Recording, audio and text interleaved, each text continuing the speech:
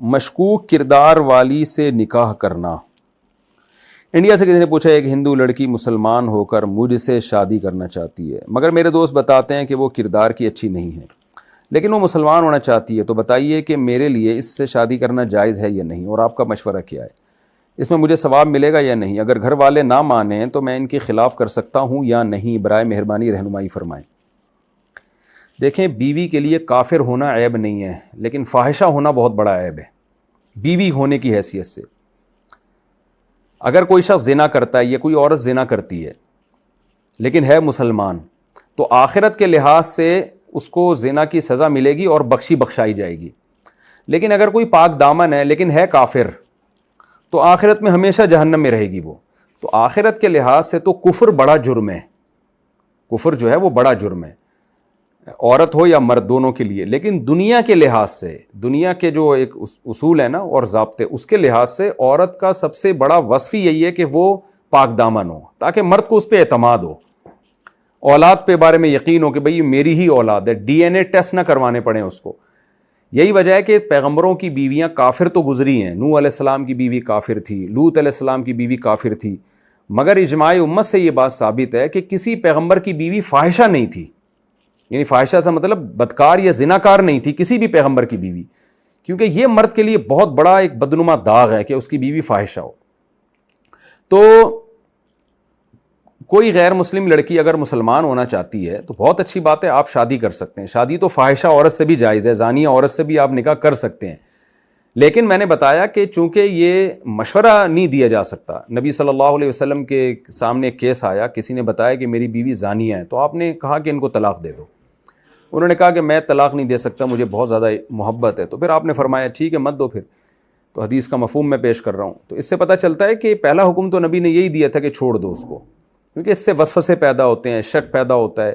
مرد کا زانی ہونا بھی بہت برا عمل ہے، تبھی دونوں کی سزا برابر ہے اسلام میں، مرد زنا کرے تو بھی 100 کوڑے، عورت زنا کرے تو بھی 100 کوڑے، اور شادی شدہ مرد زنا کرے تو بھی پتھروں سے مار کے ہلاک کیا جائے گا، رجم کیا جائے گا، شادی شدہ عورت زنا کرے تو بھی پتھر ہیں، تو سزا میں کوئی فرق نہیں ہے۔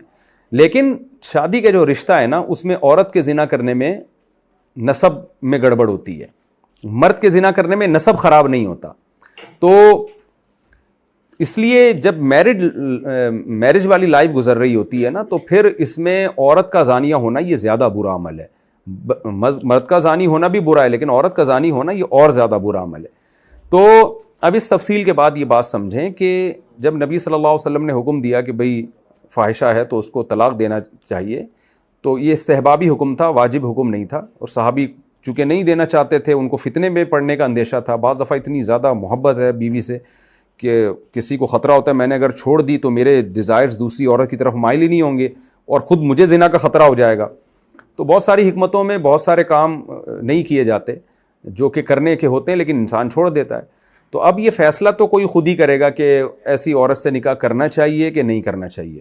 اب کوئی ہندو لڑکی مسلمان ہو رہی ہے، بہت اچھی بات ہے، آپ اس سے شادی کریں، لیکن اگر وہ آپ سمجھتے ہیں کہ وہ فاحشہ ہے اور اس کی بدکرداری میں زندگی گزری ہے، تو اس کے بعد پھر آپ کو خطرات ہیں کہ پتہ نہیں با کردار رہے گی کہ نہیں رہے گی، تو بہتر یہ ہے کہ ایسی شک والی جگہ نکاح نہیں کرنا چاہیے۔ اب آپ کی کیا ڈیزائرز ہیں اور اس لڑکی کے کیا یعنی آپ سمجھتے ہیں کہ وہ کتنی توبہ اس نے پکی کی ہے۔ بعض دفعہ اتنی پکی توبہ کی ہوتی ہے کہ انسان کو اطمینان ہو جاتا ہے کہ اب یہ برائی کی طرف نہیں جائے گی، تو پھر کر لینا چاہیے اس سے نکاح۔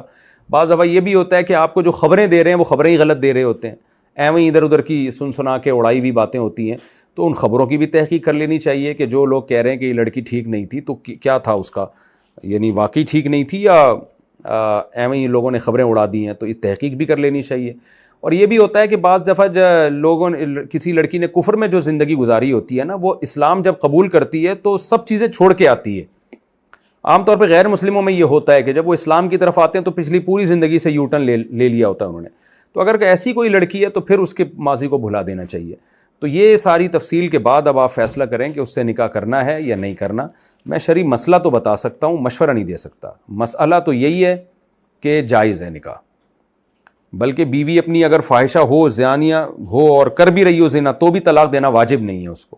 افضل ہے کہ چھوڑ دیا جائے، لیکن لازم نہیں ہے. تو جب لازم نہیں ہے تو نکاح بھی کیا جا سکتا ہے کسی فاحشہ عورت سے، لیکن یہ کہ یہ عمل اس قابل نہیں ہے کہ اس کو اپریشیٹ کیا جائے، کیونکہ عورت کا جو ہے نا فاحشہ ہونا یہ کوئی چھوٹا موٹا عیب نہیں ہے. مرد کے لیے اس سے بڑی ڈپریشن کی کوئی چیز ذریعہ نہیں بنتی کہ اس کی بیوی جو ہے نا وہ اس کے بارے میں ہر وقت اس کو یہ خطرہ ہو کہ پتہ نہیں کیا کر رہی ہے، میں سفر میں گیا ہوں تو پیچھے کس کس سے تعلقات ہیں. اس سے بڑا مرد کے لیے کوئی المیہ ہو نہیں سکتا.